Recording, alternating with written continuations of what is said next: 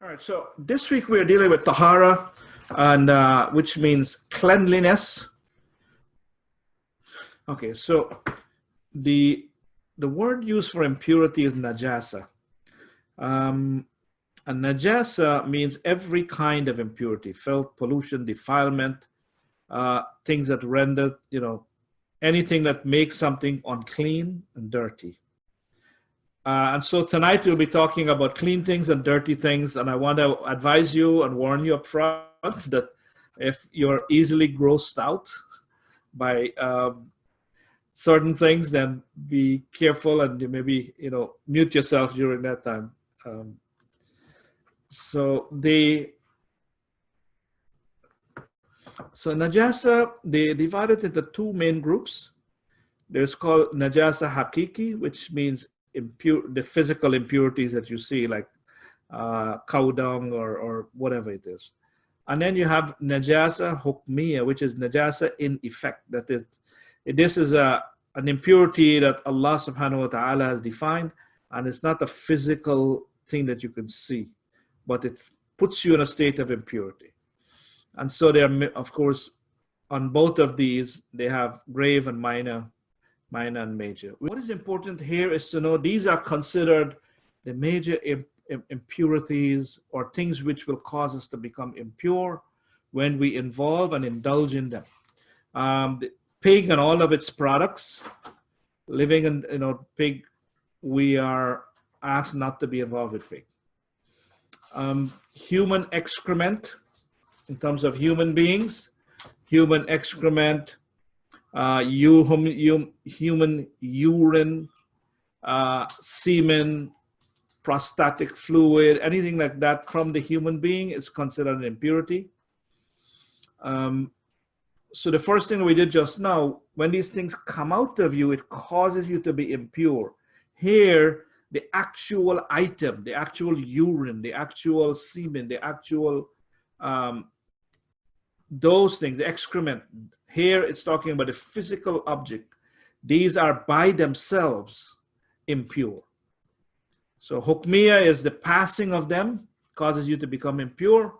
Here, the physical object. The haqiqi means that one is actually in truth, in reality. So those things are considered impure. Animal semen is considered impure. Blood of man or animal is considered impure.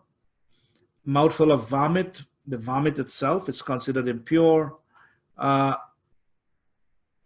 Also, we have blood, like if blood is oozing out of your wounds and stuff like that, that's considered impure.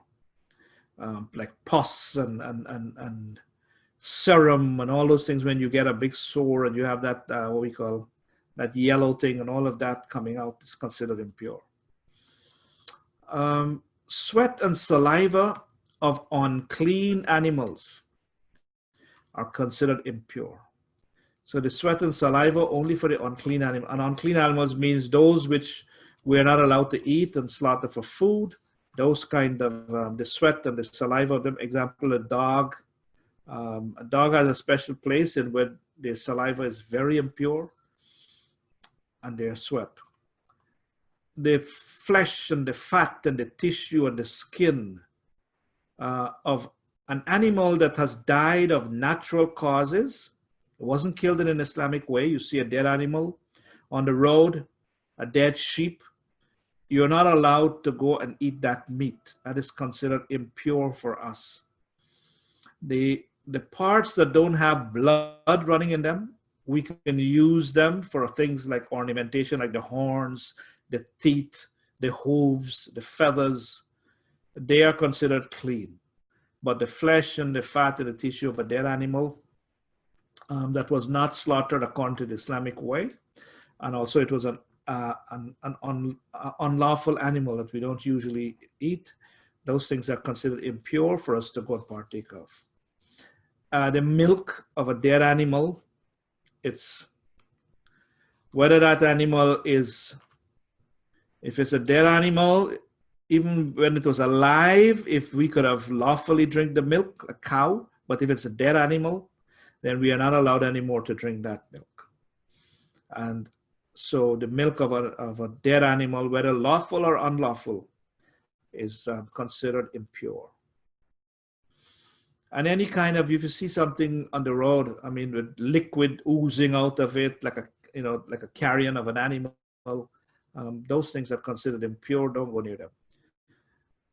And then if something is impure, then the products made from that impure thing will also be considered impure. For example, alcohol is considered impure for us in terms of drinking it. If you go make a different kind of drinks, mixing it, that is also considered impure. Urine and dung or waste matter dropped by all domestic animals, including poultry and wild animals, all of these are considered impure. The exception is birds. The birds are not considered, their dung is not considered, and their urine is not considered impure. And this is actually like a mercy from Allah, because usually we can avoid urine and dung from domestic animals and poultry, but you generally can't avoid sometimes urine and dung from a bird. They're over you, and they just, especially you go to Mecca, and sometimes you go to like in Medina, the Prophet's Masjid, you will see like they have doves there, and they have pigeons, and they drop dung on you all the time, and so those are not considered impure because it puts a hardship on the people. Liquor and all its forms and all other intoxicants in liquid form is considered impure. The saliva of a dead person is considered impure. I think we spelled saliva wrong there. So the saliva of a dead person is impure, which means that, and here it means that, if your wife dies or something like that, you don't go kissing them. They have now become, forbidden for you to go and mingle with their saliva. And this is the Hanafi position. And so these are some of the things which we consider as impure things. I want you to notice there that it does not say mud. So mud is not considered impure. Sweat and saliva of human beings are not considered impure as long as they're alive. Of course, if they're dead, then the saliva is impure.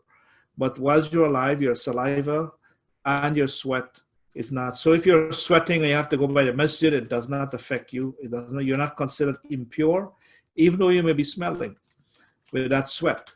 It's not, and that's a kindness from Allah for us, that because it's hard to control sweat. It's hard to control sometimes your saliva. And so that is not considered impure. These are the major areas that we consider to be impure. And then the minor ones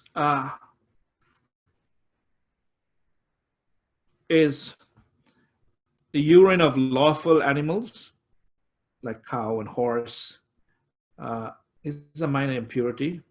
And waste matter dropped by unlawful birds. So just now we mentioned that the waste matter by birds, some of the scholars consider the unlawful birds, they make a distinction and say that those considered a minor impurity. Now, if you mix any minor impurity with major impurity, it's considered a grave impurity, a major impurity. So any mixture of a grave and a minor, then it's considered grave. So those are some of the impurities in terms of effect and in terms of particular the particular items that we consider impure in our faith.